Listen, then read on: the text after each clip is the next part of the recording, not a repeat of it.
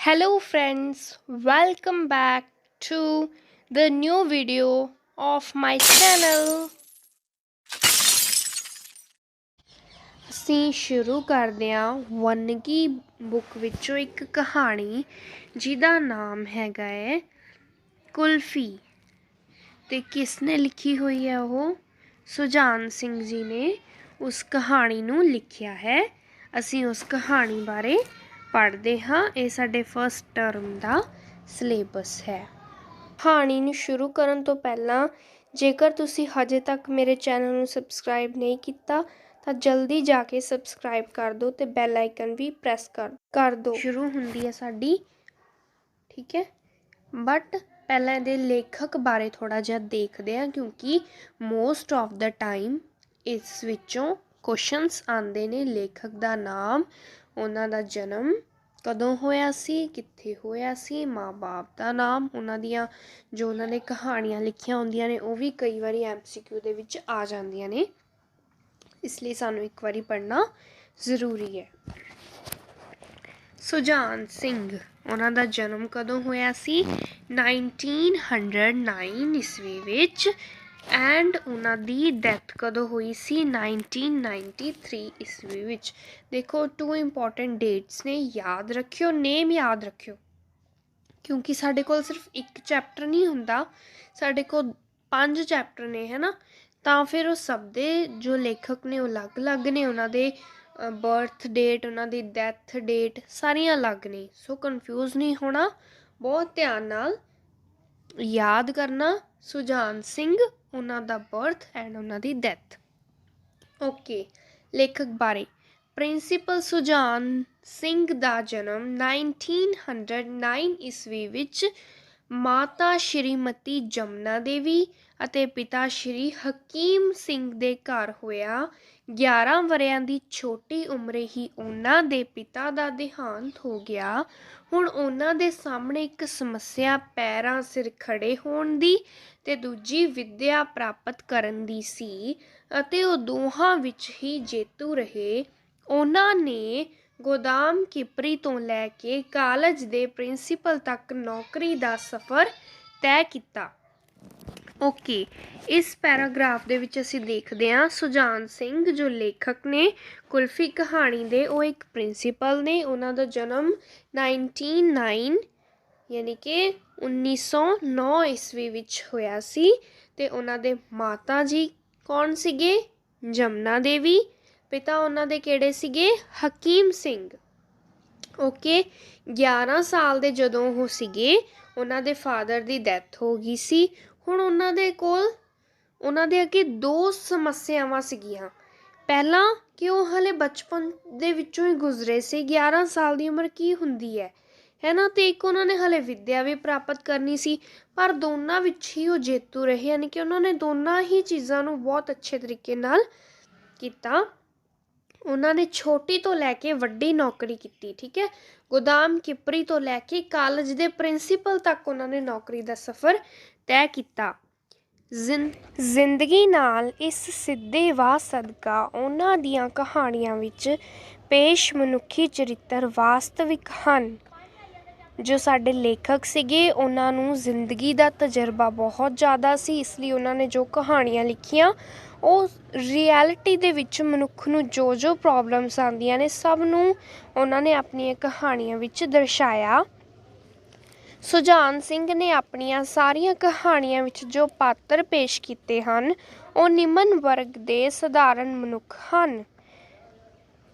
ਉਹਨਾਂ ਨੇ ਉਹਨਾਂ ਦੇ ਜੀਵਨ ਦੀਆਂ ਔਕੜਾਂ ਤੇ ਮਾਨਸਿਕਤਾ ਨੂੰ ਨਿਸ਼ਚਿਤ ਕਰਨ ਵਾਲੇ ਸਮਾਜਿਕ ਅਤੇ ਆਰਥਿਕ ਆਧਾਰਾਂ ਵੱਲ ਪਾਠਕਾਂ ਦਾ ਧਿਆਨ ਖਿੱਚਿਆ ਹੈ। ਇਸ ਪੈਰਾਗ੍ਰਾਫ ਦੇ ਵਿੱਚ ਕੀ ਕਿਹਾ ਕਿ ਜਿਹੜੇ ਸਾਡੇ ਸੁਜਾਨ ਸਿੰਘ ਸੀਗੇ ਉਹਨਾਂ ਨੇ ਜੋ ਕਹਾਣੀਆਂ ਲਿਖੀਆਂ, ਉਹ ਕਹਾਣੀਆਂ ਵਿੱਚ ਜੋ ਉਹਨਾਂ ਨੇ ਕਰੈਕਟਰਸ ਲਿੱਤੇ, ਯਾਨੀ ਕਿ ਜਿਨ੍ਹਾਂ ਬਾਰੇ ਦੱਸਿਆ ਕਹਾਣੀਆਂ ਵਿੱਚ, ਉਹ ਜਿਹੜੇ ਲੋਕ ਸੀਗੇ ਉਹ ਹਮੇਸ਼ਾ ਨਿਮਨ ਵਰਗ ਦੇ ਹੀ ਚੁਣਦੇ ਸੀਗੇ, ਕਿਉਂਕਿ ਉਹ ਕੀ ਕਰਨਾ ਚਾਹੁੰਦੇ ਸੀ, ਉਹਨਾਂ ਲੋਕਾਂ ਦੀਆਂ ਔਂਕੜਾਂ ਮੁਸੀਬਤਾਂ ਉਹਨਾਂ ਨੂੰ ਕੀ ਆਉਂਦੀਆਂ ਨੇ ਸਾਰਿਆਂ ਨੂੰ ਉਹ ਦਰਸਾਉਣਾ ਚਾਹੁੰਦੇ ਸੀ। ਮਨੁੱਖਾਂ ਦਾ ਧਿਆਨ ਯਾਨੀ ਕਿ ਜੋ ਪਾਠਕ ਜੋ ਪੜ੍ਹ ਰਹੇ ਨੇ ਕਹਾਣੀ ਨੂੰ, ਉਹਨਾਂ ਦਾ ਧਿਆਨ ਉਹ ਨਿਮਨ ਵਰਗ ਦੇ ਲੋਕਾਂ ਦੀਆਂ ਔਂਕੜਾਂ, ਉਹਨਾਂ ਦੇ ਜਿਹੜੀਆਂ ਮੁਸੀਬਤਾਂ ਨੇ ਉਹਨਾਂ ਨੂੰ ਕੀ ਆ ਰਹੀਆਂ ਨੇ ਸਭ ਵੱਲ ਉਹਨਾਂ ਦਾ ਧਿਆਨ ਖਿੱਚਣਾ ਚਾਹੁੰਦੇ ਸੀਗੇ। ਉਹਨਾਂ ਦੇ ਕਹਾਣੀ ਸੰਗ੍ਰਹਿ ਯਾਨੀ ਕਿ ਉਹਨਾਂ ਨੇ ਜੋ ਕਹਾਣੀਆਂ ਲਿਖੀਆਂ ਹੁਣ ਸਾਨੂੰ ਇੱਥੇ ਮੈਂਸ਼ਨ ਕੀਤੀਆਂ ਗਈਆਂ ਨੇ। ਦੁੱਖ ਸੁੱਖ ਤੋਂ ਪਿੱਛੋਂ, ਨਰਕਾਂ ਦੇ ਦੇਵਤੇ, ਮਨੁੱਖ ਤੇ ਪਸ਼ੂ, ਸਭ ਰੰਗ, ਨਵਾਂ ਰੰਗ, ਸਵਾਲ ਜਵਾਬ, ਸ਼ਹਿਰ ਅਤੇ ਗ੍ਰਾਂ ਹਨ। ਰਾਸ ਲੀਲਾ, ਪ੍ਰਾਹੁਣਾ, ਕੁਲਫੀ, ਪਾਸੇ ਦਾ ਸੋਨਾ, ਬਾਗਾਂ ਦਾ ਰਾਖਾ, ਪਠਾਨ ਦੀ ਧੀ, ਕਲਮ ਜਾਗ ਪਈ ਆਦਿ ਉਹਨਾਂ ਦੀਆਂ ਪ੍ਰਸਿੱਧ ਕਹਾਣੀਆਂ ਹਨ। ਸੁਜਾਨ ਸਿੰਘ ਨੂੰ ਸਾਹਿਤ ਅਕੈਡਮੀ ਵੱਲੋਂ ਉਹਨਾਂ ਦੀ ਕਹਾਣੀ ਸ਼ਹਿਰ ਅਤੇ ਗ੍ਰਾਂ ਲਈ ਰਾਸ਼ਟਰੀ ਪੁਰਸਕਾਰ ਨਾਲ ਸਨਮਾਨਿਤ ਕੀਤਾ ਗਿਆ। ਹੇਠਲੀ ਪਾਠ ਪੁਸਤਕ ਵਿੱਚ ਸੁਜਾਨ ਸਿੰਘ ਦੀ ਕਹਾਣੀ ਕੁਲਫੀ ਸ਼ਾਮਲ ਕੀਤੀ ਗਈ ਹੈ। ਓਕੇ, ਸ਼ਹਿਰ ਅਤੇ ਗ੍ਰਾਂ ਦਾ ਮਤਲਬ ਸ਼ਹਿਰ ਅਤੇ ਪਿੰਡ, ਠੀਕ ਹੈ, ਗਾਂਵ। ਹੁਣ ਆਪਾਂ ਲੇਖਕ ਬਾਰੇ ਪੜ੍ਹ ਲਿਆ, ਹੁਣ ਆਪਾਂ ਕਹਾਣੀ ਬਾਰੇ ਕੁਝ ਪੜ੍ਹ ਲੈਂਦੇ ਹਾਂ। ਅਗਰ ਤੁਸੀਂ ਹਾਲੇ ਤੱਕ ਮੇਰੀ ਵੀਡੀਓ ਨੂੰ ਲਾਈਕ ਨਹੀਂ ਕੀਤਾ ਤਾਂ ਵੀਡੀਓ ਨੂੰ ਲਾਈਕ ਕਰ ਦਿਓ। ਮੋਸਟ ਆਫ ਦੀ ਜਿਹੜੀ ਕਹਾਣੀ ਹੈ ਸਾਡੀ ਉਹ ਇੱਥੋਂ ਹੀ ਕਵਰ ਹੋ ਜਾਣੀ ਆ। ਕੁਲਫੀ ਕਹਾਣੀ ਵਿੱਚ ਸੁਜਾਨ ਸਿੰਘ ਨੇ ਘੱਟ ਤਨਖਾਹ ਲੈਣ ਵਾਲੇ ਮੁਲਾਜ਼ਮ ਦੀ ਆਰਥਿਕ ਹਾਲਤ ਦਾ ਚਿੱਤਰ ਪੇਸ਼ ਕੀਤਾ ਹੈ। ਘੱਟ ਤਨਖਾਹ ਲੈਣ ਕਰਕੇ ਉਹ ਆਪਣੀ ਕੁਲਫੀ ਖਾਣ ਦੀ ਖੁਆਇਸ਼ ਨੂੰ ਦਿਲ ਵਿੱਚ ਹੀ ਦਬਾ ਲੈਂਦਾ ਹੈ। ਇੱਥੋਂ ਤੱਕ ਕਿ ਕਾਕੇ ਆਪਣਾ ਪੁੱਤਰ ਦੇ ਕੁਲਫੀ ਮੰਗਣ 'ਤੇ ਉਹ ਬਹਾਨੇ 'ਤੇ ਬਹਾਨਾ ਲਾਉਂਦਾ ਹੈ। ਕਾਕੇ ਦੇ ਮੁਰਮਰੇ ਮੰਗਣ 'ਤੇ ਕਹਿੰਦਾ ਹੈ ਕਿ ਮੁਰਮਰਾ ਭੈੜਾ ਹੁੰਦਾ ਹੈ, ਮੁਰਮਰਾ ਗੰਦਾ ਹੁੰਦਾ ਹੈ, ਸ਼ਾਮ ਨੂੰ ਬਾਜ਼ਾਰੋਂ ਕੁਲਫੀ ਖਾਵਾਂਗੇ ਦਾ ਬਹਾਨਾ ਲਾ ਦਿੰਦਾ ਹੈ। ਲੇਖਕ ਆਪਣੀ ਭੈੜੀ ਆਰਥਿਕ ਦਸ਼ਾ ਤੋਂ ਤੰਗ ਆ ਕੇ ਆਪਣੇ ਮਾਲਿਕ ਨੂੰ ਤਨਖਾਹ ਵਧਾਉਣ ਲਈ ਕਹਿਣ ਤੋਂ ਵੀ ਡਰਦਾ ਹੈ। ਮਤਾ ਕਿਧਰੇ ਉਸ ਨੂੰ ਨੌਕਰੀ ਤੋਂ ਜਵਾਬ ਨਾ ਮਿਲ ਜਾਵੇ। ਕਹਾਣੀ ਵਿੱਚ ਲੇਖਕ ਆਪਣੇ ਆਪ ਨੂੰ ਇੱਕ ਅਸਫਲ ਪਿਤਾ ਸਮਝਦਾ ਹੈ ਕਿਉਂਕਿ ਉਹ ਆਪਣੇ ਬੱਚੇ ਦੀ ਛੋਟੀ ਜਿਹੀ ਮੰਗ ਕੁਲਫੀ ਤੇ ਮੁਰਮਰੇ ਪੂਰੀ ਕਰਨ ਤੋਂ ਅਸਮਰਥ ਹੈ। ਕਾਕਾ ਰਾਤ ਨੂੰ ਸੌਂਦਾ ਵੀ ਕੁਲਫੀ ਬੁੜਬੁੜਾਉਂਦਾ ਹੈ। ਪਤਨੀ ਵੱਲੋਂ ਕਾਕੇ ਨੂੰ ਗਾਲ ਕੱਢਣ 'ਤੇ ਲੇਖਕ ਦਾ ਮਨ ਤੜਫ ਉੱਠਦਾ ਹੈ। ਅੰਤ ਵਿੱਚ ਕੁਲਫੀ ਖਾ ਰਹੇ ਸ਼ਾਹਾਂ ਦੇ ਮੁੰਡੇ ਤੋਂ ਕਾਕਾ ਉਸ ਦੇ ਹੱਥੋਂ ਕੁਲਫੀ ਖੋਹ ਲੈਂਦਾ ਹੈ ਤੇ ਉਸਨੂੰ ਢੁੱਡ ਮਾਰ ਕੇ ਸੁੱਟ ਦਿੰਦਾ ਹੈ। ਜਦੋਂ ਉਸਦੀ ਮਾਂ ਇਸ ਕੋਛੀ ਹਰਕਤ 'ਤੇ ਕਾਕੇ ਨੂੰ ਮਾਰਨ ਲੱਗਦੀ ਹੈ ਤਾਂ ਲੇਖਕ ਕਹਿੰਦਾ ਹੈ, ਕੁਛ ਵੰਡ ਸ਼ੁਦੈਣੇ ਕਾਇਰ ਪਿਓ ਦੇ ਘਰ ਬਹਾਦਰ ਮੁੰਡਾ ਜੰਮਿਆ। ਇਹ ਕਹਾਣੀ ਬਾਰੇ ਆਪਾਂ ਪੜ੍ਹਿਆ। ਹੁਣ ਆਪਾਂ ਕੁਲਫੀ ਕਹਾਣੀ ਬਾਰੇ ਡਿਟੇਲ ਵਿੱਚ ਚੈਪਟਰ ਪੜ੍ਹਾਂਗੇ। ਓਕੇ, ਸ਼ੁਰੂ ਕਰਦੇ ਹਾਂ। ਮਹੀਨਾ ਮੁੱਕਣ 'ਤੇ ਸੀ ਪਰ ਮੁੱਕਣ ਵਿੱਚ ਨਹੀਂ ਸੀ ਆਉਂਦਾ। ਸੋਚ ਰਿਹਾ ਸਾਂ ਮਹੀਨੇ ਦੇ ਪਹਿਲੇ ਅੱਧ ਦੇ 15 ਦਿਨ ਕਿਵੇਂ ਝਟਪਟ ਮੁੱਕ ਜਾਂਦੇ ਹਨ ਤੇ ਤਨਖਾਹ ਵੀ ਉਹਨਾਂ 15 ਦਿਨਾਂ ਦੇ ਨਾਲ ਹੀ ਕਿਵੇਂ ਉੱਡ ਪੁੱਡ ਜਾਂਦੀ ਹੈ। ਮੈਨੂੰ ਪੱਠੇ ਦੀ ਸੱਫ ਚੁੱਭ ਰਹੀ ਸੀ। ਪਾਸਾ ਵੱਟ ਕੇ ਪਿੱਠ 'ਤੇ ਹੱਥ ਫੇਰਿਆ ਤਾਂ ਸੱਫ ਦੀਆਂ ਪੀੜੀਆਂ ਪਿੰਡੇ ਵਿੱਚ ਕੁੱਬੀਆਂ ਹੋਈਆਂ ਸਨ। ਇਸ ਪੈਰਾਗ੍ਰਾਫ ਵਿੱਚ ਕੀ ਕਿਹਾ ਗਿਆ, ਲੇਖਕ ਆਪਣੀ ਮਤਲਬ ਜੋ ਉਹਨਾਂ ਦੀ ਸਿਚੁਏਸ਼ਨ ਸੀ ਉਹਨੂੰ ਦੱਸ ਰਹੇ ਨੇ ਕਿ ਮਹੀਨਾ ਮੁੱਕਣ 'ਤੇ ਸੀ ਪਰ ਮੁੱਕਣ ਵਿੱਚ ਹੀ ਨਹੀਂ ਸੀ ਆ ਰਿਹਾ। ਉਹਨਾਂ ਨੂੰ ਜੋ ਉਹਨਾਂ ਦੀ ਵੇਜਿਸ ਹੁੰਦੀਆਂ ਸੀ ਉਹ ਮੰਥ ਦੇ 15 ਡੇਜ਼ ਵਿੱਚ ਹੀ ਖ਼ਤਮ ਹੋ ਜਾਂਦੀਆਂ ਸੀ ਅਤੇ ਜਿਹੜੇ ਬਾਕੀ ਦੇ 15 ਡੇਜ਼ ਸੀਗੇ ਉਦੋਂ ਉਹਨਾਂ ਕੋਲ ਕੁਛ ਵੀ ਨਹੀਂ ਸੀ ਹੁੰਦਾ। ਅਤੇ ਹੁਣ ਕੀ ਦੱਸ ਰਹੇ ਨੇ ਲੇਖਕ ਕਿ ਉਹਨਾਂ ਦੀ ਪਿੱਠ ਵਿੱਚ ਸੱਫ ਚੁਭੇ ਹੋਏ ਸੀਗੇ। ਉਹ ਉਹਨਾਂ ਦੀ ਸ਼ਾਇਦ ਜੋ ਬੈੱਡ ਹੋਊਗਾ ਕੰਡਿਆਂ ਦਾ ਬੈੱਡ ਹੋਊਗਾ ਜਾਂ ਫਿਰ ਉਹ ਕੋਈ ਇਹੋ ਜਿਹਾ ਕੰਮ ਕਰਕੇ ਆਏ ਹੋਣਗੇ ਹੈ ਨਾ, ਜੋ ਉਹਨਾਂ ਦੇ ਚੁੱਭ ਰਹੇ ਸੀ, ਕੰਡੇ ਚੁਭੇ ਹੋਏ ਸੀ ਉਹਨਾਂ ਦੀ ਪਿੱਠ ਵਿੱਚ। ਓਕੇ, ਹੁਣ ਉਹ ਇੱਥੇ ਨੂਨ ਦਾ ਟਾਈਮ ਚੱਲ ਰਿਹਾ, ਦੁਪਹਿਰ ਦਾ ਟਾਈਮ ਚੱਲ ਰਿਹਾ ਇੱਥੇ। ਹੁਣ ਦੇਖਦੇ ਹਾਂ ਕੀ ਹੁੰਦਾ। ਲੇਖਕ ਦੁਪਹਿਰ ਦੀ ਨੀਂਦ ਲਈ ਸੋ ਰਹੇ ਨੇ। ਮਲਾਈ ਵਾਲੀ ਕੁਲਫੀ, ਠੰਡੀ ਠਾਰ ਆਵਾਜ਼ ਵਿੱਚ ਕੁਲਫੀ ਵਾਲੇ ਨੇ ਹੋਕਾ ਦਿੱਤਾ। ਉਸ ਦੀ ਆਵਾਜ਼ ਕਿੰਨਾ ਚਿਰ ਮੇਰੇ ਕੰਨਾਂ ਵਿੱਚ ਗੂੰਜਦੀ ਰਹੀ। ਚਿੱਟੇ ਦੁੱਧ ਕੁਲਫੀ ਸਾਕਾਰ ਮੇਰੀਆਂ ਅੱਖਾਂ ਸਾਹਮਣੇ ਨੱਚਣ ਲੱਗੀ। ਮੇਰੇ ਮੂੰਹ ਵਿੱਚ ਪਾਣੀ ਆ ਗਿਆ, ਪਰ ਮੈਂ ਬੇਬਸ ਸਾਂ। ਪੈਸੇ ਦੀ ਤੰਗੀ ਹਵਾਲਾਤ ਦੀ ਤੰਗੀ ਤੋਂ ਵੀ ਭੈੜੀ ਹੁੰਦੀ ਹੈ।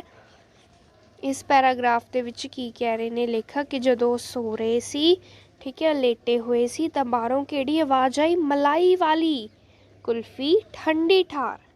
ਇਹ ਆਵਾਜ਼ ਲੇਖਕ ਨੇ ਸੁਣੀ, ਠੀਕ ਹੈ। ਉਹ ਆਵਾਜ਼ ਜਿਹੜੀ ਕਿੰਨਾ ਚਿਰ ਲੇਖਕ ਦੇ ਕੰਨਾਂ ਵਿੱਚ ਗੂੰਜਦੀ ਰਹੀ।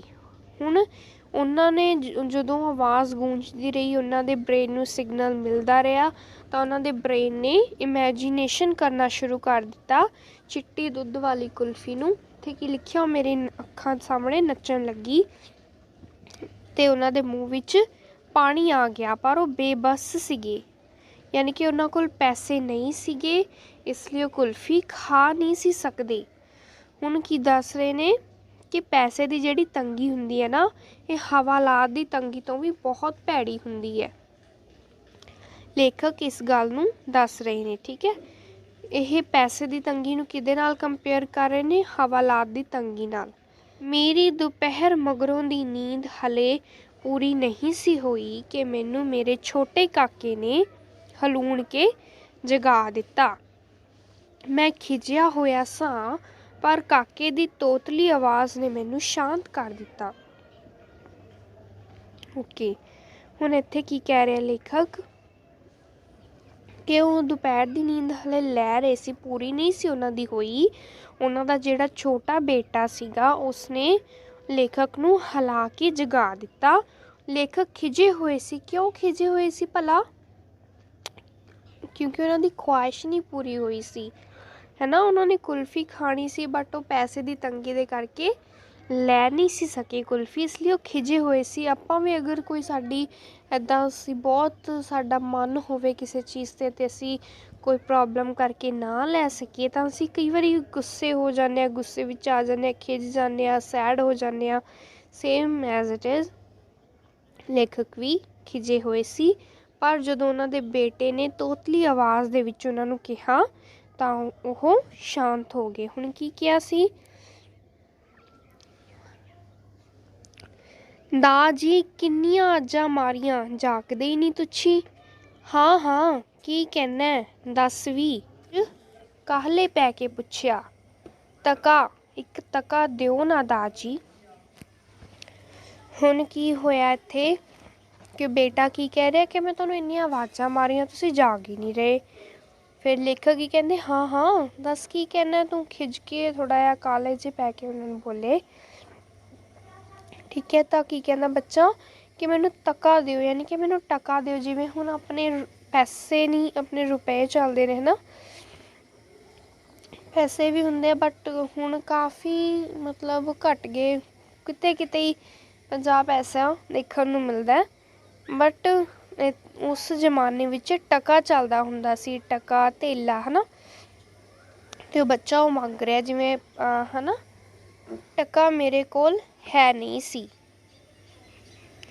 ਹੁਣ ਲੇਖਕ ਕੀ ਕਹਿੰਦੇ ਕਿ ਟਕਾ ਮੇਰੇ ਕੋਲ ਸੀਗਾ ਨਹੀਂ, ਮੇਰੇ ਕੋਲ ਅੱਜ ਕੁਛ ਵੀ ਨਹੀਂ ਸੀ। ਜੂਨ ਦੀ 26 ਤਾਰੀਖ ਸੀ। ਇਹ ਪੁੱਛ ਸਕਦੇ, ਕੁਐਸਚਨ ਆ ਸਕਦਾ ਕਿ ਕਿਹੜੀ ਤਰੀਕ ਦੀ ਗੱਲ ਸੀ ਇਹ? 26, ਠੀਕ ਹੈ। ਘਰ ਦਾ ਖਰਚ, ਬਾਜ਼ਾਰ ਦੀ ਉਧਾਰ ਦੀ ਸਾਖ 'ਤੇ ਮਸੀਂ ਤੁਰ ਰਿਹਾ ਸੀ। ਟਕਾ ਦਿਓ ਨਾ ਦਾ ਜੀ। ਬਾਹਰ ਮੁਰਮੁਰੇ ਵਾਲਾ ਉੱਚੀ ਉੱਚੀ ਸਾਡੇ ਬੂਹੇ ਅੱਗੇ ਹੋਕੇ ਦੇ ਰਿਹਾ ਸੀ। ਕੋਈ ਜਵਾਬ ਸੋਚਣ ਵਾਸਤੇ ਸਮਾਂ ਕੱਢਣ ਲਈ ਮੈਂ ਕਿਹਾ, ਕਾਕਾ ਤੂੰ ਤੱਕਾ ਕੀ ਕਰਨਾ? ਖਰਚਣਾ ਮੈਂ ਤੱਕਾ, ਹੋਰ ਕੀ ਕਰੀਦਾ ਟਕੇ ਨੂੰ, ਠੀਕ ਹੈ। ਮਤਲਬ ਤੱਕਾ ਲਿਖਿਆ ਹੋਇਆ, ਬਟ ਇੱਥੇ ਟਕਾ ਉਹ ਕਹਿਣਾ ਚਾਹੁੰਦੇ ਕਿਉਂਕਿ ਉਹ ਬੱਚਾ ਤੋਤਲਾ ਹੈ ਹਲੇ, ਠੀਕ ਹੈ, ਛੋਟਾ ਹੈ। ਮੈਨੂੰ ਪਤਾ ਹੈ, ਪਹਿਲੇ ਜੰਗ ਤੋਂ ਮਗਰੋਂ ਜਦੋਂ ਬੜੀ ਮਹਿੰਗਾਈ ਹੋ ਗਈ ਸੀ, ਸਾਨੂੰ ਧੇਲਾ ਖਰਚਣ ਨੂੰ ਮਿਲਦਾ ਸੀ ਤੇ ਧੇਲੇ ਦੇ ਮਸਦੀ ਰਾਮ ਤੋਂ ਲਿਆਂਦੇ ਹੋਏ ਛੋਲੇ ਮੁੱਕਣ ਵਿੱਚ ਹੀ ਨਾ ਸਨ ਆਉਂਦੇ। ਹੁਣ ਐਨੇ ਦੇ ਵੀ ਓਨੇ ਛੋਲੇ ਨਹੀਂ ਮਿਲ ਸਕਦੇ ਤੇ ਆਮਦਨ ਮੇਰੀ ਮੇਰੇ ਪਿਤਾ ਦੀ ਆਮਦਨ ਦੇ ਪਾਸਕ ਵੀ ਨਹੀਂ ਸੀ। ਹਾਲਾਂਕਿ ਮੇਰੀ ਪੜ੍ਹਾਈ ਮੇਰੇ ਪਿਤਾ ਤੋਂ ਕਾਫੀ ਗੁਣਾ ਵੱਧ ਸੀ। ਮੈਂ ਦੁਨੀਆ ਦੀ ਆਰਥਿਕ ਦਸ਼ਾ ਅਤੇ ਇਸ ਦਸ਼ਾ ਨੂੰ ਬਣਾਉਣ ਤੇ ਕਾਇਮ ਰੱਖਣ ਵਾਲੇ ਧਨ ਕੁਬੇਰਾਂ ਦੇ ਵਿਚਾਰ ਕਰਨ ਲੱਗ ਪਿਆ। ਬਾਹਰੋਂ ਫੇਰ ਮੁਰਮੁਰਾ ਛੋਲੇ ਦਾ ਹੋਕਾ ਗੂੰਜਿਆ ਤੇ ਨਾਲ ਹੀ ਕਾਕੇ ਆਖਿਆ, ਤਕਾ ਦਿਓ ਨਾ ਦਾਰ ਜੀ, ਤਕਾ ਭੈੜਾ ਹੁੰਦਾ। ਮੈਂ ਹਾਲਾਤ ਤੋਂ ਪੈਦਾ ਹੋਈ ਬਦਹਵਾਸੀ ਵਿੱਚ ਕਿਹਾ, ਤੂੰ ਤਕਾ ਵੀ ਕਦੇ ਭੈੜਾ ਹੁੰਦਾ। ਕਹਿਣਾ ਤਾਂ ਉਹਨੇ ਮੁਰਮੁਰਾ ਸੀ, ਬਟ ਉਹਨੂੰ ਕਹਿ ਕੇ ਕਿਹਾ ਗਿਆ ਉਹ ਤੋਂ ਤਕਾ। ਹੁਣ ਕਹਿੰਦਾ ਤਕੇ ਦਾ ਮੁਰਮੁਰਾ ਆਉਂਦਾ ਬੱਚਾ ਕਹਿੰਦਾ। ਫਿਰ ਉਹਨੇ ਹੁਣ ਮੁਰਮੁਰਾ ਕਿਹਾ ਕਿ ਮੁਰਮੁਰਾ ਭੈੜਾ ਹੁੰਦਾ। ਮੁਰਮੁਰਾ ਭੈੜਾ ਹੁੰਦਾ ਮੈਂ ਆਖਿਆ ਤੇ ਬਾਕੀ ਗੱਲ ਹਲੇ ਮੇਰੇ ਮੂੰਹ ਵਿੱਚ ਹੀ ਸੀ ਕਿ ਕਾਕੇ ਨੇ ਕਿਹਾ ਮੁਰਮੁਰਾ ਤੇ ਮਿੱਠਾ ਹੁੰਦਾ। ਇਸ ਦਲੀਲ ਦਾ ਮੇਰੇ ਕੋਲ ਕੋਈ ਉੱਤਰ ਨਹੀਂ ਸੀ। ਮੈਂ ਵੀ ਮਿੱਠੇ ਦਾ ਲੋਭੀ ਸਾਂ, ਯਾਨੀ ਕਿ ਮੈਨੂੰ ਵੀ ਮਿੱਠਾ ਪਸੰਦ ਸੀ। ਪਰ ਫਿਰ ਵੀ ਮੈਂ ਆਪਣੀ ਫੋਕੀ ਹਿਕਮਤ ਜਣਾਉਂਦਿਆਂ ਕਿਹਾ, ਮੁਰਮੁਰੇ ਨਾਲ ਖੰਘ ਲੱਗ ਜਾਂਦੀ ਹੈ ਬੱਚੂ, ਤੁਸੀਂ ਤਕਾ ਦਿਓ, ਮੈਨੂੰ ਨਹੀਂ ਲੱਗਦੀ ਲੁੱਗਦੀ ਖੰਘ। ਮੁੰਡਾ ਮੱਛਰਦਾ ਜਾਪਦਾ, ਯਾਨੀ ਕਿ ਜ਼ਿੱਦ ਕਰਦਾ। ਟਕਾ ਮੇਰੇ ਕੋਲ ਹੈ ਨਹੀਂ ਸੀ। ਮੈਂ ਕਾਕੇ ਨੂੰ ਟਾਲਣ ਲਈ ਉਸਨੂੰ ਪਤਾ ਨਹੀਂ ਕਿਉਂ ਕਹਿ ਦਿੱਤਾ, ਖਬਰੇ ਵੱਡਾ ਲੋਭ ਦੇ ਕੇ ਭੁਲਾਉਣ ਲਈ। ਮੁਰਮੁਰਾ ਗੰਦਾ ਹੁੰਦਾ, ਅਸੀਂ ਸ਼ਾਮੀ ਬਾਜ਼ਾਰੋਂ ਕੁਲਫੀ ਖਾਵਾਂਗੇ। ਮੁਰਮੁਰੇ ਛੋਲੇ ਵਾਲਾ ਹੁਣ ਟਲ ਚੁੱਕਾ ਸੀ। ਕਾਕਾ ਜੀ ਮੇਰੀ ਆਸ ਤੋਂ ਉਲਟ ਸ਼ਾਮੀ ਕੁਲਫੀ ਖਾਣੀ ਮੰਨ ਗਏ। ਲੇਖਕ ਨੂੰ ਤਾਂ ਲੱਗਦਾ ਸੀ ਕਿ ਉਹ ਮੰਨੇਗਾ ਨਹੀਂ, ਬਟ ਉਹ ਮੰਨ ਗਿਆ। ਮੈਂ ਸਮਝਿਆ ਬਲਾ ਟਲੀ। ਮੈਂ ਸੋਚਿਆ ਕਿਤੇ ਕੋਈ ਹੋਰ ਛਾਬੜੀ ਵਾਲਾ ਨਾ ਆ ਜਾਵੇ, ਸੋ ਮੈਂ ਕੱਪੜੇ ਪਾ ਕੇ ਕੈਰੜੀ ਧੁੱਪ ਵਿੱਚ ਬਾਹਰ ਨਿਕਲ ਗਿਆ ਤੇ ਸੜਕਾਂ ਤੇ ਸਮਾਂ ਕਤਲ ਕਰਦਾ ਰਿਹਾ। ਕੀਮਤੀ ਸਮਾਂ ਮੈਂ ਇੱਕ ਟਕੇ ਦੀ ਮੰਗ ਤੋਂ ਬਚਣ ਲਈ ਨਾਸ਼ ਕਰ ਰਿਹਾ ਸੀ। ਹਾਂ, ਆਪਣੇ ਮਾਲਕ ਨੂੰ ਕਿਉਂ ਨਹੀਂ ਕਹਿੰਦਾ ਕਿ ਮੇਰਾ ਇੰਨੇ ਵਿੱਚ ਗੁਜ਼ਾਰਾ ਨਹੀਂ ਹੁੰਦਾ, ਪਰ ਸੁਣੇਗਾ ਕੌਣ? ਇਕੱਲੇ ਦੀ ਆਵਾਜ਼ ਭਾਵੇਂ ਕਿੱਡੀ ਉੱਚੀ ਹੋਵੇ ਸੁਣੀ ਨਹੀਂ ਜਾਂਦੀ। ਲੋੜਵੰਦ ਇਕੱਠੇ ਹੋ ਨਹੀਂ ਸਕਦੇ, ਜੇ ਹੋ ਜਾਣ ਤਾਂ ਰਹਿਣ ਨਹੀਂ ਦਿੱਤੇ ਜਾਂਦੇ ਤਾਂ ਜੋ ਇਕੱਠੀ ਮੰਗ ਨਾ ਕਰਨ। ਮੰਗ ਕੀਤਿਆਂ ਕਈ ਵਾਰੀ ਨੌਕਰੀਓਂ ਜਵਾਬ ਹੋ ਜਾਂਦਾ ਹੈ। ਮੈਂ ਡਰ ਗਿਆ। ਬੇਰੁਜ਼ਗਾਰੀ ਦੇ ਭਿਆਨਕ ਭਵਿੱਖ ਨੇ ਮੈਨੂੰ ਕੰਬਾ ਦਿੱਤਾ। ਕਾਇਰਾਂ ਵਾਂਗ ਮੈਂ ਸਦਾ ਤੋਂ ਚੁੱਪ ਰਿਹਾ ਸਾਂ ਤੇ ਹੁਣ ਵੀ ਚੁੱਪ ਰਹਿਣ ਦਾ ਫੈਸਲਾ ਕੀਤਾ। ਸ਼ਾਮੀਂ ਇਹ ਸਮਝ ਕੇ ਕਿ ਕਾਕਾ ਛੇਤੀ ਸੌ ਜਾਂਦਾ ਹੈ, ਮੈਂ ਦੱਬੇ ਪੈਰੀਂ ਘਰ ਪਹੁੰਚਿਆ। ਆਵਾਜ਼ ਨਾ ਮਾਰੀ, ਕੇਵਲ ਕੁੰਡਾ ਹੀ ਖੜਕਾਇਆ। ਉੱਤੋਂ ਹੀ ਆਵਾਜ਼ ਆਈ, ਦਾਜੀ ਆਇਆ ਜੇ। ਤੇ ਥੋੜ੍ਹੇ ਚਿਰ ਮਗਰੋਂ ਕਾਕੇ ਨੇ ਆਣ ਕੇ ਬੂਹਾ ਖੋਲ੍ਹਿਆ। ਦਾਜੀ ਕੁਲਫੀ ਖਾਣ ਚੱਲੀਏ? ਉਸਨੇ ਆਸ ਭਰਪੂਰ ਲਹਿਜੇ ਵਿੱਚ ਪੁੱਛਿਆ। ਲਹਿਜੇ ਮਤਲਬ ਸੁਰ ਵਿੱਚ, ਠੀਕ ਹੈ, ਆਵਾਜ਼ ਵਿੱਚ। ਉੱਤੇ ਚੱਲ ਉੱਤੇ, ਮੈਂ ਕਿਹਾ। ਕਾਕਾ ਨਿਮੁੰਝਣਾ ਜਿਹਾ ਹੋ ਕੇ ਅੱਗੇ ਲੱਗ ਤੁਰਿਆ। ਮੰਜੇ ਤੇ ਬੈਠ ਕੇ ਕਾਕੇ ਨੂੰ ਗੋਦ ਵਿੱਚ ਲੈ ਕੇ ਮੈਂ ਪਿਆਰ ਨਾਲ ਕਿਹਾ, ਹੁਣ ਰਾਤ ਪੈ ਗਈ ਹੈ, ਕੁਲਫੀ ਕੱਲ੍ਹ ਖਾਵਾਂਗੇ। ਮੂਲ ਤੋਂ ਉਲਟ ਕਾਕਾ ਚੁੱਪ ਕਰ ਰਿਹਾ। ਕਿੰਨਾ ਚਿਰ ਅਸਮਾਨ ਵੱਲ ਤੱਕ ਕੇ ਕੁਝ ਸੋਚਦਾ ਰਿਹਾ, ਫਿਰ ਆਖਣ ਲੱਗਾ, ਦਾਜੀ ਤਾਰੇ ਪੈਸੇ ਹੁੰਦੇ ਨੇ ਨਾ? ਵੱਡਾ ਭਾ ਆਖਦਾ ਸੀ ਤਾਰੇ ਪਈਏ ਹੁੰਦੇ ਨੇ। ਤੇ ਦਾਜੀ ਸਾਰੇ ਪਈਏ ਸਾਡੇ ਕੋਠੇ ਤੇ ਕਿਉਂ ਨਹੀਂ ਵਰ ਪੈਂਦੇ? ਮੈਂ ਇਹ ਆਖ ਕੇ ਤਾਰੇ ਰੁਪਈਏ ਨਹੀਂ ਹੁੰਦੇ, ਮਨੋਂ ਉਸ ਦਾ ਸਵਰਗ ਢਾਹ ਛੱਡਿਆ। ਉਹ ਮੰਜੇ ਤੇ ਲੇਟ ਗਿਆ ਤੇ ਅਸਮਾਨ ਵੱਲ ਦੇਖਦਾ ਆਖਿਰ ਸੌ ਹੀ ਗਿਆ। ਦੂਸਰੇ ਦਿਨ ਕੰਮ ਤੇ ਮੈਂ ਆਪਣੇ ਸਾਥੀਆਂ ਤੋਂ ਕੁਝ ਮੰਗਣ ਦੀ ਕੋਸ਼ਿਸ਼ ਕਰਦਾ ਰਿਹਾ, ਪਰ ਹਿਆਂ ਨਹੀਂ ਸੀ ਪੈਂਦਾ। ਮੰਗਣਾ ਬਹੁਤ ਔਖਾ ਕੰਮ ਹੈ। ਮੌਤ ਜਿੰਨਾ ਦੁੱਖ ਹੁੰਦਾ ਹੈ ਮੰਗਣਾ। आखिर एक साथी कोलों 3 रुपए लै ही लए। जद घर आया तां काका दुपहर दी नींद लै रिहा सी। रोटी खवाउंदिਆਂ श्रीमती जी ने 3 रुपए मुछ लए। ਅੱਧ ਮਣ ਲੱਕੜੀਆਂ, ਸ਼ਾਮ ਦੀ ਸਬਜ਼ੀ, ਲੂਣ ਤੇਲ ਆਦਿ ਵਿੱਚ ਕਾਕੇ ਦੇ ਜਾਗਣ ਤੋਂ ਪਹਿਲਾਂ ਉਹ 3 ਰੁਪਏ ਮੁੱਕ ਗਏ। ਮੈਂ ਕਿਹਾ ਵੀ ਕਾਕੇ ਨੂੰ ਕੁਲਫੀ ਖਵਾਉਣੀ ਹੈ, ਪਰ ਉਹਨਾਂ ਕਹਿ ਛੱਡਿਆ ਬੜਾ ਉਹਨੂੰ ਯਾਦ ਰਹਿਣਾ। ਮੈਂ ਟਕਾ ਦੇ ਛੱਡਾਂਗੀ ਮੁਰਮੁਰੇ ਲਈ। ਕਾਕੇ ਜਾਗਦਿਆਂ ਹੀ ਕੁਲਫੀ ਮੰਗੀ। ਚੀਕ ਚੜਿਆੜਾ ਪੈ ਗਿਆ। ਕੱਲ੍ਹ ਵਾਲਾ ਮੁਰਮੁਰਾ ਤੇ ਟਕਾ ਮਨਜ਼ੂਰ ਨਹੀਂ ਸਨ। ਆਖਰ ਸ਼ਾਮ ਨੂੰ ਕੁਲਫੀ ਖਵਾਉਣ ਦਾ ਵਾਅਦਾ ਕਰਕੇ ਛੁਟਕਾਰਾ ਪਾਇਆ ਤੇ ਕਾਕੇ ਨੇ ਟਕਾ ਮੇਰੇ ਕੋਲ ਜਮ੍ਹਾਂ ਕਰਵਾ ਦਿੱਤਾ।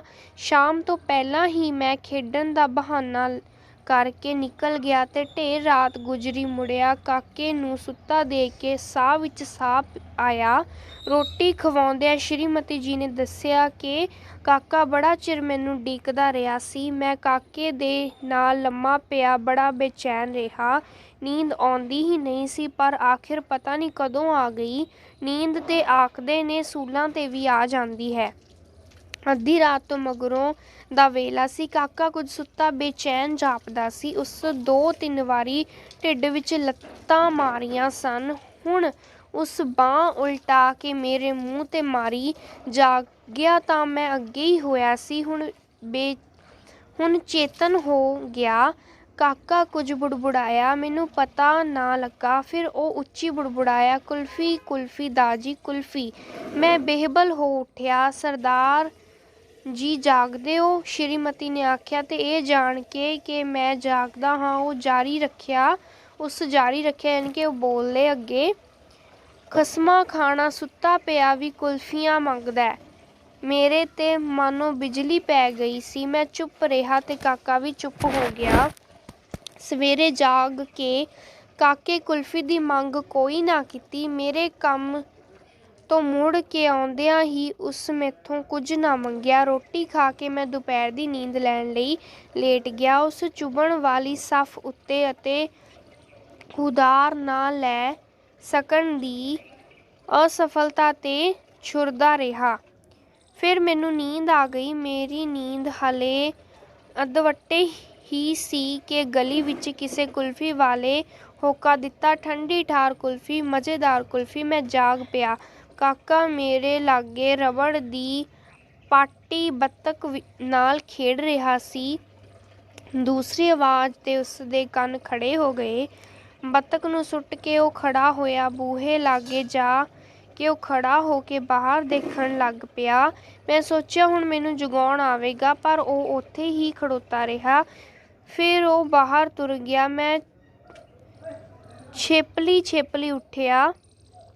ਉੱਠ ਕੇ ਬੂਹੇ ਓਹਲੇ ਆ ਖੜੋਤਾ। ਕੁਲਫੀ ਵਾਲਾ ਸਾਹਮਣੇ ਸ਼ਾਹ ਜੀ ਦੇ ਲੜਕੇ ਨੂੰ ਕੁਲਫੀ ਕੱਢ ਕੇ ਦੇਣ ਦੇ ਆਹਰ ਵਿੱਚ ਸੀ। ਇਹ ਮੁੰਡਾ ਗਲੀ ਦਾ ਬੁੱਲੀ ਸੀ ਤੇ ਆਪਣੇ ਤੋਂ ਛੋਟਿਆਂ ਮੁੰਡਿਆਂ ਨੂੰ ਸਦਾ ਕੁੱਟਿਆ ਕਰਦਾ ਸੀ। ਇਹ 8 ਕੁ ਵਰ੍ਹਿਆਂ ਦਾ ਸੀ ਤੇ ਸਾਡੇ ਕਾਕੇ ਤੋਂ 3 ਕੁ ਸਾਲ ਵੱਡਾ ਸੀ। ਕਾਕਾ ਸਿਪਾਹੀਆਂ ਵਾਂਗ ਲੱਤਾਂ ਚੌੜੀਆਂ ਕਰਕੇ ਲੱਕ ਪਿੱਛੇ ਹੱਥ ਜੋੜੀ ਖੜ੍ਹਾ ਸੀ। ਕੁਲਫੀ ਵੱਲ ਉਹ ਗੌਰ ਨਾਲ ਦੇਖ ਰਿਹਾ ਸੀ, ਪਰ ਉਸ ਕੁਲਫੀ ਵਾਲੇ ਭਾਈ ਕੋਲੋਂ ਕੁਲਫੀ ਨਹੀਂ ਸੀ ਮੰਗੀ। ਜਿਉਂ ਹੀ ਕੁਲਫੀ ਵਾਲੇ ਨੇ ਸ਼ਾਹਾਂ ਦੇ ਮੁੰਡੇ ਦੇ ਹੱਥ 'ਤੇ ਕੁਲਫੀ ਦੀ ਪਲੇਟ ਰੱਖੀ, ਕਾਕਾ ਧੁੱਸ ਦੇ ਕੇ ਉਸ ਨੂੰ ਪੈ ਗਿਆ।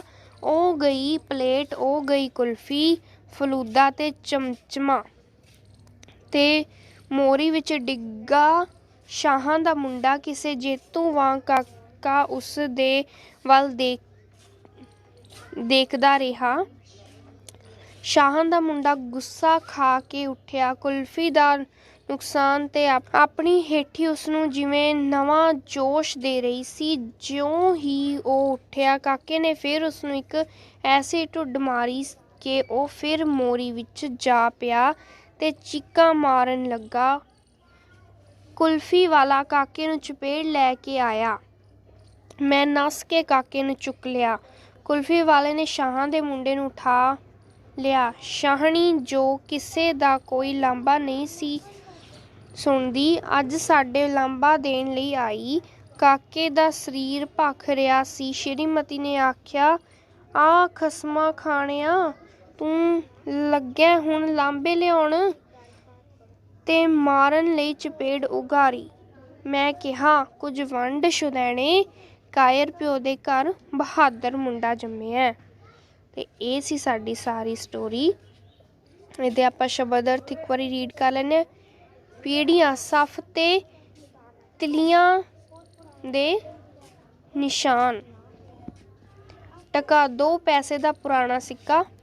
ਧੇਲਾ ਪੁਰਾਣਾ ਸਿੱਕਾ। ਧਨ ਕੁਬੇਰ ਧਨੀ ਆਦਮੀ ਬਹੁਤ ਅਮੀਰ ਆਦਮੀ। ਹਿਕਮਤ ਹਕੀਮੀ ਵੈਦ ਵਿਦਿਆ। ਮਛਰਦਾ ਸ਼ਰਾਰਤਾਂ ਕਰਦਾ। ਬਲਾ ਟਲੀ ਮੁਸੀਬਤ ਟਲੀ। ਮਾਮੂਲ ਨਿਤ ਵਾਂਗ ਹਮੇਸ਼ਾ ਦੀ ਤਰ੍ਹਾਂ। ਬੇਹਬਲ ਬੇਚੈਨ। ਛੇਪਲੀ ਛੇਪਲੀ ਦੱਬੇ ਪੈਰੀ ਮੜਕੇ ਜਿਹੇ ਤੁਸਦੇ ਕੇ ਜ਼ੋਰ ਨਾਲ ਅੱਗੇ ਵਧਣਾ। ओके ये सी साडा चैप्टर। आई होप तो सारा समझ आया होगा। जल्दी जल्दी बताओ कमेंट सेक्शन में क्या आपको इसके MCQ चाहिए। बाय।